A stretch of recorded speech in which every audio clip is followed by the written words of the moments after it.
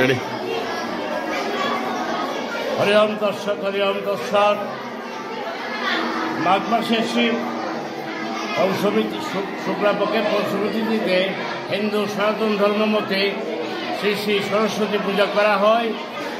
এই পূজার বিশেষত্ব হচ্ছে যারা শুধু বিদ্যা শিক্ষার্থী তারা নয়, তাদের তো আছেও, এবং যারা জ্ঞান লাভ করতে পারে এই বিদ্যা দেবী হচ্ছে জ্ঞানের অধিষ্ঠাত্রী দেবী।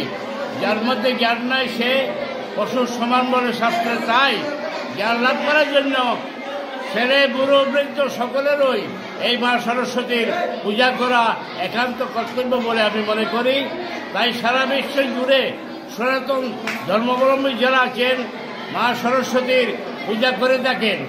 তাই সকলে মা সরস্বতীর কাছে প্রার্থনা করবেন যাতে আমরা জ্ঞানবান হতে পারি, জ্ঞানপথে পরিচালিত হয়ে এই বিশ্ব সংসার এই রাষ্ট্রকে আমরা উন্নতির পথে এগিয়ে নিতে পারি।